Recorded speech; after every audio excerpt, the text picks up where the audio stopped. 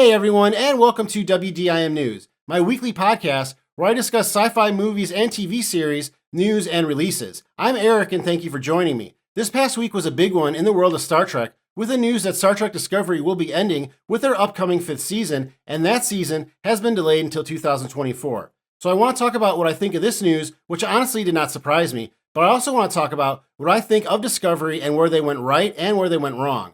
The 3rd episode of the final season of Star Trek Picard was also released, which was highlighted by a big surprise return from a fan favorite, sometimes villainous alien race. So I want to talk about what I liked in that episode, but I also want to talk about what I see to be a persistent problem with the season that doesn't seem to be getting any better. Then I want to update you on a story that I released earlier this year concerning the next film in the Alien franchise. And then finally, a new movie was announced that will be a reboot of a character that was just rebooted a few years ago that I want to discuss. Even though I'm sort of scared by the names of the people associated with this project, this is a movie I'll probably still watch because I'm such a fan of the original. So first, I want to talk about the 3rd episode of the final season of Star Trek Picard, titled 17 Seconds. This will be filled with spoilers from the beginning, and I'm going to start with the things that I actually liked in the episode. The first thing I've said, I think the last 2 weeks in a row, has been Warf. I mean, I really like what Michael Dorn is doing with Warf this season. I like his interactions with Raffi. I like those two characters together. I buy their relationship. Raffi, is really psyched to be working with Warf, but he's kind of scary to her too. And, he's keeping her at arm's length. And I really like that. I can honestly say that I'm enjoying the B plot more this season than the A plot. The B plot being following Raffi and now Warf and them looking for the person behind whoever stole the weapons from the Daystrom station. Last episode, the one before 17 Seconds, I think it was called Disengage. We saw, the Ferengi, and I really liked the portrayal of the Ferengi in that. I really am enjoying every time, Worf and Raffi come on the screen. I know it's something that I'm going to like, and, I've liked it since the beginning. So I look forward to seeing more of that. I think Michael Dorn is just doing a fantastic performance. Michelle Hurd as well as Raffi, but Michael Dorn coming back. And, you can see that Worf is a little bit different, but you definitely see that old character in there. I mentioned, in my breakdown that, Michael Dorn has played Worf in more episodes and films than any other character. So of any character on this series, he's had the most chance, you would think, to develop his character. I mean, you could make the argument that there were just huge swaths of the Next Generation where, he was forgotten, like many of the characters from the Next Generation, unfortunately, because of that large ensemble cast. There's been talks of a Section 31 show. I don't know how close it is anymore. When Michelle Yeoh was on Star Trek Discovery, they said they were close to, producing that series. I could see Michael Dorn being in that series. I mean, he's doing that good a job with Worf, and I would like to see him continue on as the character, and I think he's doing a great job. Another character I really like so far this season is Riker. I didn't know what to expect with Riker this season. I thought that we would see more of a loose cannon Riker, and we've seen the opposite. Obviously he's been affected by the death of his son, and this has affected, his decision making and his, will to be in a battle. If you watch Lower Decks, we saw him as the captain of the Titan in that series, and he was hell bent for leather to get in a. I mean, he had no qualms about getting in a battle. So obviously there's been a big change with his character, and it's because his son has died. And I totally buy that. We got a little inkling of that in the 1st episode this season where Riker made a comment to Picard about his wife and daughter, not minding him being gone. Everybody deals with grief in their own way, and I can't even imagine the insurmountable grief that happens when you lose a child. The 1st season of Picard, I think, centered on Troy a little bit more as far as how the death of Thaddeus, her son, affected the family dynamic. Troy is half Beta Z, so she can feel the emotions of the people around her. So imagine not only having to grieve for your son yourself, but feeling the grief of your daughter, feeling the grief of your husband, and other friends and family. That just had to be, I don't even know how you come back from that. So I think that the 1st season kind of touched on that a little bit in Picard, and we just saw Riker, making pizza and, just going through his day, and it almost looked like he wasn't affected by it. And, grief takes a while. Sometimes you're in such a state of shock that it doesn't affect you until months, years later. We can see this development with Riker and his character. This is obviously his son passing is obviously completely set his motivations and everything about him at a 180. And, Picard as his friend can see that, and it hurts. Picard can see both that his friend is still grieving, but also that as the captain of the ship, Riker's got a responsibility, so I'm just glad we get to see this different side of the character. I think Jonathan Frakes is doing a fantastic job. He actually directed the last episode, 17 Seconds, and I think had one of the best performances of any character in the episode too. And he's doing a great job with the Riker character all season. I really like how Riker and Picard's relationship has evolved just in this season. When they started out, they were very much like we remember them in TNG.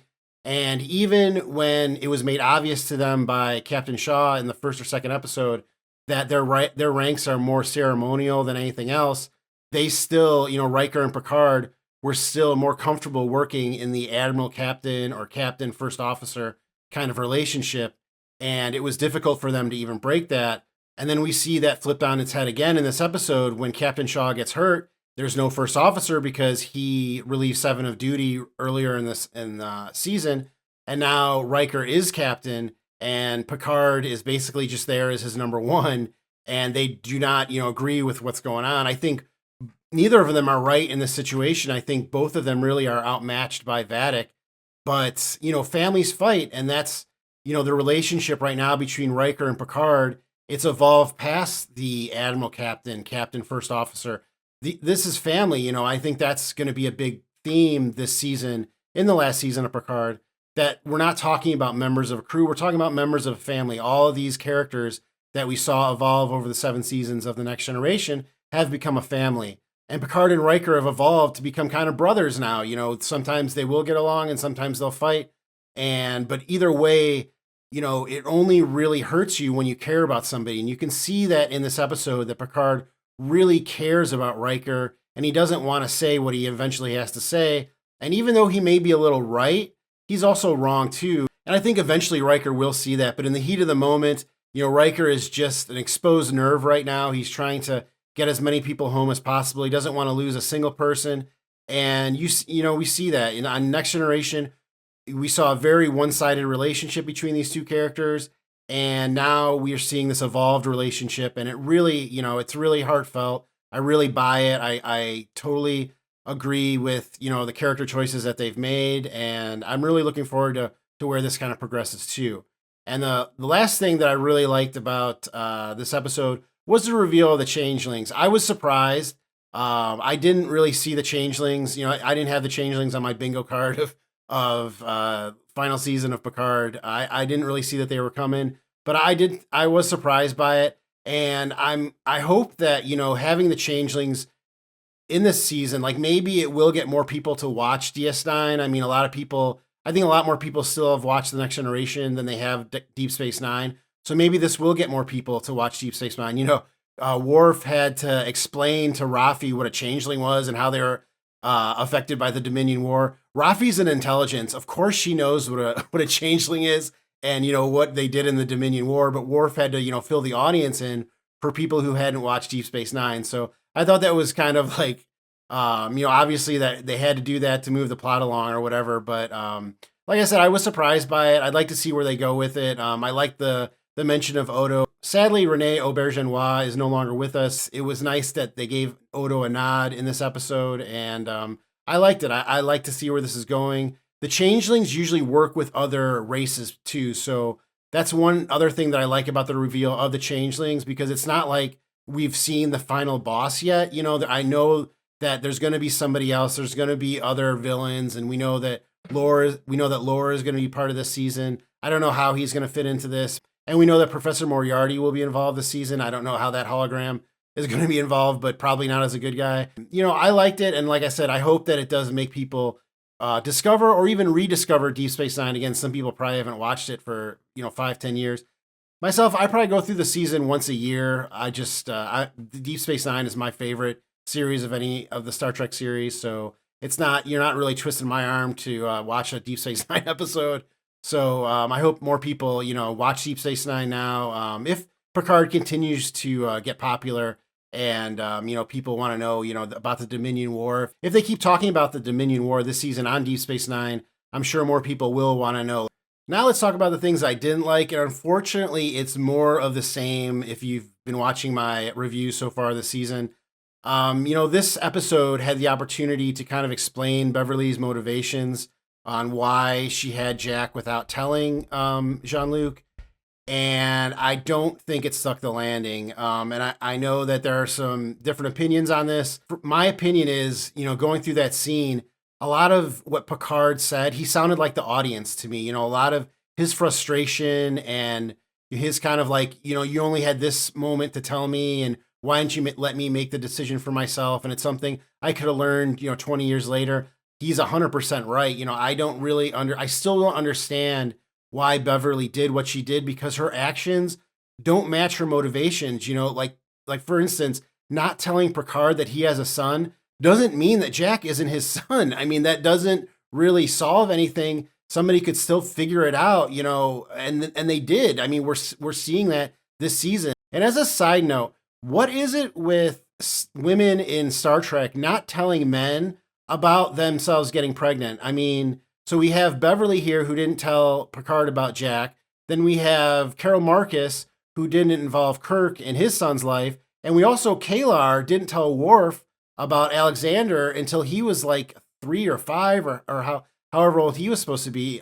So I don't know why that's like a reoccurring trope in Star Trek, but it shouldn't be, because it really, like I said, her actions don't match her motivations. If she doesn't want Jack to be in danger, then why would she join Doctors Without Borders? Why would she bring him to, war-torn areas and areas with pandemics and things like that? And then, there's this cutaway line where it says that, he went to school in London.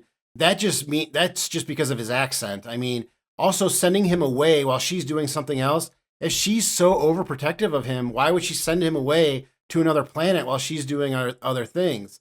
And again, the thing that she's worried about, and the reason that she didn't tell Jean-Luc about Jack, is because she thought that Jack would be in danger because of Jean-Luc. Well, it happened anyway. So if that's really your motivation, you kind of failed as a parent and you kind of suck. Like that makes you like a bad character. And another thing is she mentions the people she lost. She lost her parents. She lost her husband. And then she mentioned she lost Wesley. She didn't lose Wesley. Wesley's like an omnipotent being. Like, as a father, if my son turned into an omnipotent being, I wouldn't see that as a loss. I would think he's never going to die. He's like one of the most important, I wouldn't, that's not how I would react to that. Like my son going off into the universe and doing whatever travelers do, traveling somewhere. I don't know. But I wouldn't see that as losing my son just because he misses a few birthday cards. I don't think Jean-Luc understands her motivations. I don't know if there's like going to be more of a story to this.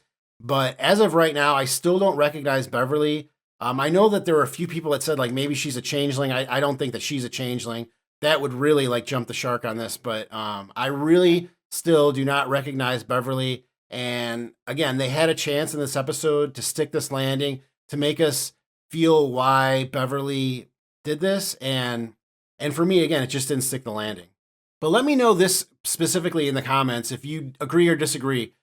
Do you believe that Beverly's actions match her motivations?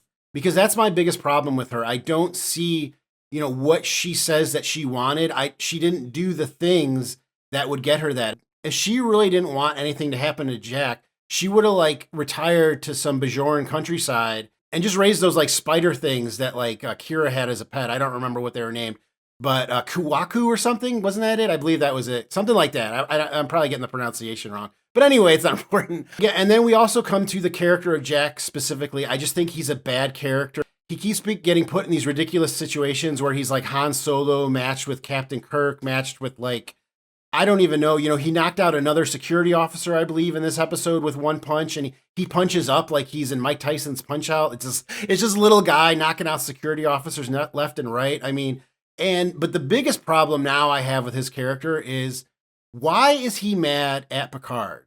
His mother did not tell his father about him. And then she told Jack about his father, and then he just didn't want to see him. That's not on Jean-Luc. Like, that's on Jack. Like, why? He has no reason to be mad with Picard. If I found out that, my dad, if I didn't know who my dad was, and then when I'm 18, my mom tells me my dad's Gene Simmons, I'm not going to be mad at Gene Simmons. I'm going to be mad at my mom for not telling me who my dad was and giving him and me the opportunity to have a relationship. I mean, Jack should be mad at his mother. He has no reason to be mad at Picard. So I really want to understand first how he can knock security officers out with one punch. And second, why he's mad at Picard. He has no reason to go there. He had that line in the second episode, I think, I never had a father. That's not on Picard. That's on your mom. So, like, why is your anger directed at the guy who had nothing to do with this and is just as angry at your mom, angrier at your mom, because he didn't even get a chance to make the decision to be in your life. I know that some people have brought up in articles that it's a little bit different. The situation between David Marcus and James Kirk is a little bit different between Jack and Jean-Luc, because I think James Kirk did know that Carol Marcus had a kid. I'm not sure about that. I think there's the throwaway line in The Wrath of Khan where Kirk makes it seem like he knows that he has a son, but I don't know. So that might be a little bit different, but it's still, I've brought up before, there's still a lot of connections to Wrath of Khan. It's a lot of, beating a dead horse with this plot line. So I just don't get it. I don't understand why Jack had to be a part of the season. And one of the things I liked about Vadic is it didn't seem like she was out to get Picard. And now it seems like maybe she is. But again, if she is out to get Picard, then Beverly's whole reasoning about keeping Jack, safe by not telling him, out the window, because it happened anyway. And then finally, what I didn't like is this whole sabotage, B plot in this specific episode.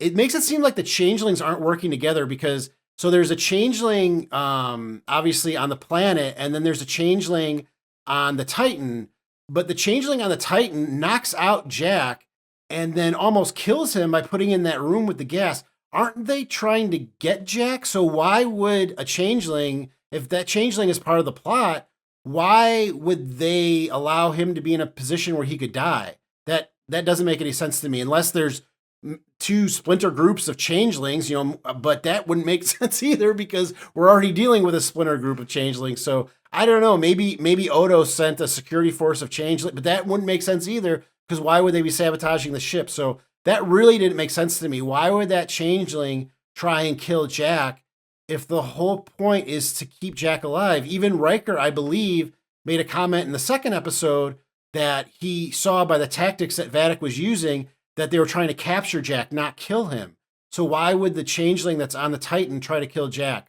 It almost just makes me think like they did that so Picard could have that 17 seconds moment that kind of like was like the meaning of the episode and stuff, which is kind of cool, but you got to get there organically. You can't just throw away that like, oh yeah, we're trying to keep Jack alive, so having this guy trying to kill him really doesn't make any sense. And then this is the second episode that ends with Picard accepting Jack as his son. If you remember, in the second episode, the last scene was like Picard looking at Beverly and then saying, because he's my son, and then being like all gangbusters on protecting Jack, which got them in this situation to begin with, to tell you the truth. And then he goes back to this episode where he's like, I don't give a crap about Jack anymore.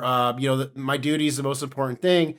And then in this episode again, in the last 17 seconds, he cares about his son again. So that was kind of repetitive, So as a whole, I would give this season so far like a B. I don't even know if I'd give it a B+. I mean, Warf is killing it.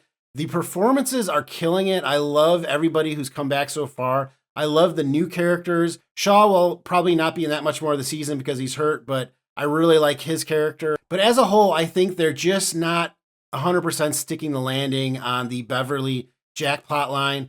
We have a lot more season to go. We have 7 more episodes, so maybe we will find that out. Hopefully we do, and hopefully I am proven wrong, and this is an amazing season of Star Trek. But so far, yeah, I'd give the season so far a B. Maybe give this episode a B+, just because we got a good amount of Warf, and we got the Changeling reveal and stuff like that. I want to see more Warf. I want to see more Rafi. I want to see Warf in a Section 31 show. But let me know, what are your feelings so far? Am I right? Am I wrong? Am I crazy? Just let me know in the comments. I'd love to know what the fans of Star Trek really like. Some of the reviews still to me seem to be sycophantic. Like I think that some of the positivity that's thrown towards Star Trek Picard this season is great, but it just has to be earned, and a lot of these reviews and stuff just seem to be going over the top with how great the season is and blah blah blah blah blah blah blah blah. And a lot of it's good. I'm not saying that it's not bad, but I don't think that it's not Breaking Bad Ozymandias. Like we're not looking at cross genre defying stuff here. And if Star Trek's going to be super popular, it has to break into the normal people, so to speak, and not just the Star Trek fans. Of course, Star Trek fans are going to appreciate it and accept it and stuff.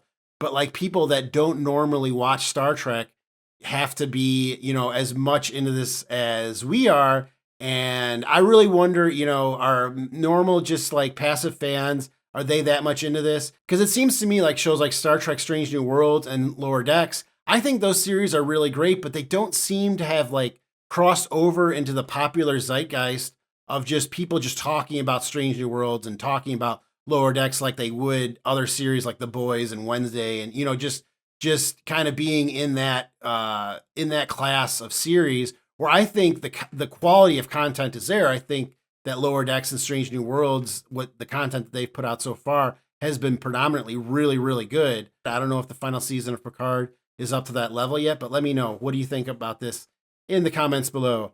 Speaking of the level of content in Star Trek and fans not being in agreement about it, the series Star Trek Discovery has been canceled. That's right. This past week, on the website StarTrek.com, as well as on their various social media platforms, the people at Star Trek released a statement that Star Trek Discovery will be ending with its upcoming 5th season and that we won't be getting it until 2024.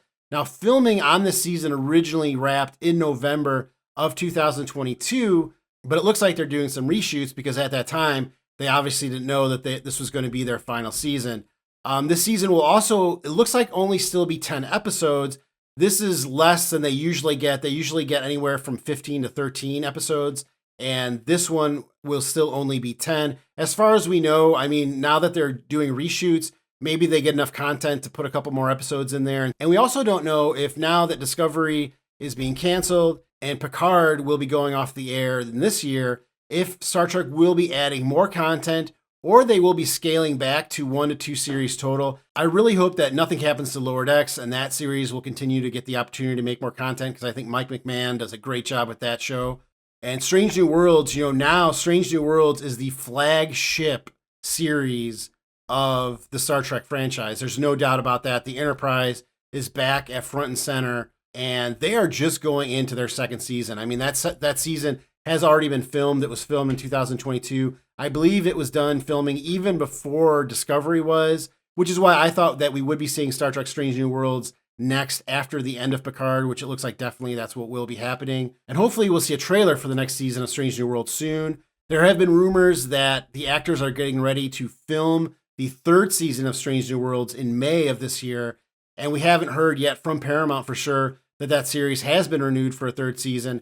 I believe that it will. I mean, usually you don't get renewed for another season before your prior season gets aired. It does happen, usually more so when you get, chunks, 2 or 3 season renewals at a time.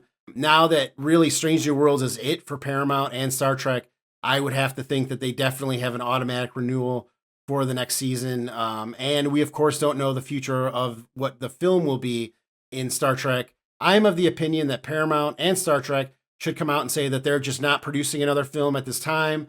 Star Wars is doing that, and they're doing just fine by not having a film on their production schedule. If I were running Paramount or the Star Trek division or whatever you want to call it, I would just come out and say we're not doing another film. But now that Discovery is over, we can reflect a little bit. I mean, of course, we have another season. But so far, my opinion on Discovery is this. I think that really the thing that crippled Discovery was the changing leadership, the changing styles from season to season. You may not be aware of this, but Brian Fuller originally developed Star Trek Discovery as an anthology series. His idea was to follow a different crew every season, and that first season would be the Discovery that would be, what we kind of saw. but that isn't obviously what happened. And Brian Fuller left Star Trek Discovery, I know before season 2, I think maybe even during the release of season 1. And then Akiva Goldsman came in. Akiva Goldsman was responsible mainly for the introduction, the characters from the Enterprise, Captain Pike and Spock and Number One. And then he left Discovery and went on to be the showrunner for Strange New Worlds. And then the reins were kind of handed over to Michelle Paradise in regard to Discovery.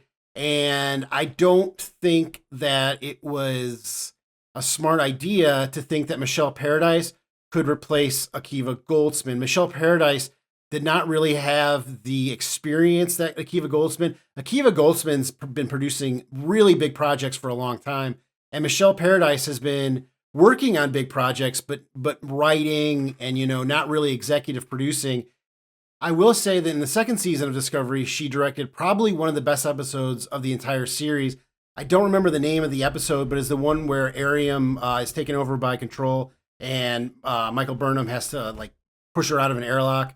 That's a really great episode, and she directed that episode, and she did a great job with it. But then I think on the heels of that, she was given the reins of Discovery, and I don't know, she made some decisions, and of course, a big thing with Discovery was inclusion and plot lines driven by things like that. And on one hand, I think that was great, but on the other hand, I think that it's hard to create a good narrative with notes. I mean, if you've ever had to write anything for anybody and had to take notes from somebody else, or had to say that's great, I want you to write this, but it's got to be this, this, and this, and you've got to do this, and this character's got to do this, and all this other stuff.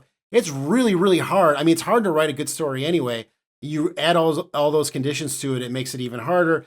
And I think when you want to be that inclusive and stuff, sometimes the plot might suffer because you're trying to do too many things. But like I said, on the other hand, I do appreciate that what they were trying to do, and it definitely I think it made an impact. And I know a lot of people definitely appreciate Star Trek Discovery because they decided to do that. But from a narrative standpoint, it's very hard to write a story, and it's even harder to write a story with notes. And I think that sometimes Discovery fell a victim to that. And because of that, I believe, of the 4 seasons, I really think that season 2 was the only one that for me really stuck the landing. I really, with the season 2 was the Red Angel and them going to the future. I liked that. I liked how that season progressed, and I liked how it ended. I liked them, that nobody had ever gone to the future like that before. And I thought it was really cool. I thought they really, like I said, stuck the landing. Season 1, you're getting to know the characters. The characters are getting to know themselves. And, it's really hard to gauge a first season and say oh, that's the best season. I can't even think of a series off the top of my head where I would say the first season is the best season of the show. It's hard to rate the first season like that. I think the first season was really long too. I think that was the one that was 2 parts and it was broken up. But we were getting to know the characters. There were some decisions that were made that I'm actually going to discuss here in a bit. In regard to design that I think took me out and took a lot of other people out of Discovery. But there were some great characters introduced, and I think all in all, it was a good season, but it didn't really grab me. I think, like I said, season 2 is my favorite year. Season 3, I really liked, I'd say 3/4 of that season. We went to the mirror universe, some cool stuff happened, but then we had the revelation of the burn and what it was and what caused it and stuff. And that really fell flat for me. I was really disappointed. I remember I had some videos about some theories I had about what the cause of the burn could be before it was revealed in the show. And I had so many comments were like, oh my God, they should have done this. It was so much better than the way that they did it in the actual series. So that's not a good sign. But I kind of felt that too. I really, did not like that. And season 4, I didn't like either. I kind of felt like it was all over the place. Again, I appreciate what they were trying to do. They were trying to show probably a more realistic first contact with an alien being. They couldn't communicate with them and things like that. And I get that. It came off even more boring than Close Encounters of the Third Kind. And that movie is boring in parts. I mean, if you've seen that movie, it's old. I don't think it holds up as much as some of the other sci-fi classics like 2001 and Alien and stuff like that. But I think that, parts of season 4 really dragged. There were filler episodes for sure. It just really didn't work for me. So for me, it was season 2, and then it was kind of on a decline from that. But another thing that I really think that the show messed up on is they really made some questionable design changes to some established alien races in the Star Trek canon. If you notice on Picard and on Strange New Worlds, they are more vanilla. I mean, they're obviously making newer designs with the technology we have and stuff, but they're a lot closer to the designs that we're familiar with. There were some crazy designs, I think, in Discovery. I mean, everybody knows the Klingons in the season 1. That was what really brought me out of season 1. I really did not, and I think there were some really great performances. I liked the guy who played Ash Tyler in Vogue. I like that character, and I like Laurel. But just some of the really weird kind of Klingon faces and the different color schemes and stuff like that. It really just brought me out of it. And I know we were seeing like proto Klingons, but we saw Klingons on Enterprise, and they pretty much looked like Next Generation Klingons, so that brought it out for me. I mean, Tellarites, I know they did stuff with Tellarites, and then the Ferengi, I think we all remember what the Ferengi looked like in the last season. I think it was the last season of Discovery that really looked odd. I don't know if Michael Westmore and Glenn Hetrick are still in Star Trek. I don't know if they're the same studio, but it reminded me of the show that they were judges on Face Off, and they all looked like contestants on a show where like, make your design of a Klingon and so, something like that. So something that some designer would make, but it really didn't feel like canon to the Star Trek universe. So all in all, I haven't been surprised by this news for the past year. I've been stating that I think Star Trek Discovery is going into its final season, and here we are. So what else can I say? I know a lot of people cared about that show. A lot of people worked hard on that show. There are a lot of good performances. A lot of good characters were created. There was a lot of good Star Trek there. It wasn't a total bust. I'm not one of these people that says like Discovery is, not real Star Trek. It's real Star Trek. It's part of Star Trek's history. And I mean, at least for future, it's part of its future with the upcoming 5th season. And, it did get more seasons than Enterprise. Not more episodes though, but more seasons than Enterprise. So it's still, I think it's going to end up with the second least amount of episodes. Oh no, it'll still have more episodes than Picard. So it'll go animated series had the least amount of episodes, then Picard, then Discovery. And we'll see what happens with the future of Star Trek. I don't think Strange New Worlds is going anywhere. Lower Decks, I'm worried about. I really hope they stick with that series. Or if they don't, I really hope that Mike McMahon gets something else. And Prodigy, I don't know. That might be going into its last season. I know that Paramount has some sort of deal with Nickelodeon in regards to Prodigy. So they might not be feeling the brunt, FCA, of the of the hit on that series if it's not doing well. So we'll see, what happens with those series. But I would really like to know. I'd like Star Trek to come out and say something, except for we're canceling movies and we're canceling TV series. I'd like some good news once in a while. So let me know, what do you think of this news of Discovery, and do you think that this is bad for the future of Star Trek? So now let's talk about the future of Alien. That is a franchise that has a lot of good news recently. If you follow this channel, you know that about a month ago, I released a video that stated that we are not just getting a new Alien film, but that a new series would be created as well, and that both of these would be released by Hulu. But this story doesn't really have anything to do with the series. This is more about the film, which is tentatively titled Alien Romulus. As I said in my prior video, this has nothing to do with Star Trek. This is not a Star Trek alien crossover, as you may want it to be. Romulus is probably the name of the ship that's involved in this movie. If you follow like Covenant and Prometheus, those were both the names of the large ships in those movies.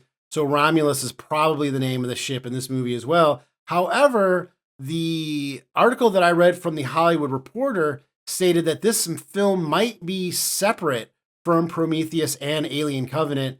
I don't know how that's going to work. I know that Ridley Scott is also involved in this, and he's producing it. He's not directing it, but he's producing it. So I'm not sure how that works. But I do know for sure also that this is not involved at all with the Alien vs. Predator series. Of course, I think everyone on the Alien side at least has written that series off. I don't know, on the Predator side, they may still be trying to tie to it, but I'm pretty sure as far as Aliens are concerned, They are not tied to Predator whatsoever. But the Hollywood Reporter states that this film is going to be, again, released by Hulu and be directed by Fede Alvarez. If you're not familiar with him, he is a big fan of Alien and horror movies in general. I know he did the Evil Dead remake. He did a lot of other, I think he did one of the Texas Chainsaw Massacre remakes as well. So he's really good in like low budget, close quarters horror. So that's perfect for Alien. If you remember the first Alien movie, that is pretty much what that movie is. So that gets me excited. Again, it's going to be produced by Ridley Scott, who's been the driving force behind most of the Alien series. And the official date of filming is set for March 9th. So this week, this movie will start filming. I'm not sure where it's going to be filming at, but that's pretty exciting. As I stated, this will be separate from the prequel films Prometheus and Alien Covenant, as well as AVP. And the idea for this movie was actually a pitch that the director made to Ridley Scott at like a party or something, just in passing. And the idea was just stuck in Scott's brain. And then like a year later or a few years later, he called the director out of the blue and asked him if he was still up for directing this movie. And he said, yeah. And here we are. They're making the movie. So that's pretty cool. They've casted a couple of people, and that's the update for this week. So all the people they've casted so far have been like in the 20-year-old range. The first person cast is named Kaylee Spaney. I'm not sure if I'm saying that name correctly. I hope I am. She was in the Pacific Rim sequel. If you remember the kid that John Boyega kind of befriended in that movie, Pacific Rim Uprising, she played that character, so she has a background in sci-fi.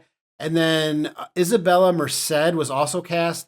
She was in the movie Transformers: The Last Night. I don't even remember if I saw that Transformers movie, but she played a character named Isabella in that film. So again, just a couple of young actors cast so far. And this will be released on Hulu, much like the movie Prey was. And as I mentioned in my prior video, a lot of the reason that this movie is even getting made is because of the success of Prey. I think they're trying to build on that. And this will probably be a Prey-style Alien movie. And again, this will be separate from the Alien series, which will be created by Noah Hawley. That series is set on Earth. So this movie will be set in a ship like most of the other Aliens movies, and the series will be set on Earth. But let me know, are you a fan of the Alien series? Are you psyched that we're not only getting a film and a series, or do you think that these will water down each other and that it's too much Alien? Let me know in the comments. And then finally, I have a story about a reboot of a reboot, and that is the character Hellboy. You may remember that Hellboy was first played by Ron Perlman for 2 films, and then David Harbour played him in a film just a few years ago. And now they're rebooting that character again, this time with a different actor. So the actor who'll be playing Hellboy this time is named Jack Kesy. The only movie that I know that he's been in is Deadpool 2. He played a character named Tom Cassidy, if you remember that film. I do know from watching the behind the scenes of Deadpool 2 that that actor had a bigger role in that film, that Tom Cassidy was supposed to have a bigger role in Deadpool 2, and they had to cut it for time reasons or because it didn't work with the story or something. But when that actor was hired on, he was supposed to play more of a role than what we saw in film, which really he was only in the film for like 5 minutes. I know he's done a lot of other stuff too, but I don't know any of it, so I can't really speak on it. But this film is being produced by a studio that is owned by Will and Jada Pinkett Smith, which I think is kind of interesting. I didn't know that they owned a studio and they were producing films. They've done some weird stuff in the past. I know that Jada Pinkett Smith was once the singer of a metal band. So they're a pretty eclectic group. I think that Will Smith has some experience in boxing.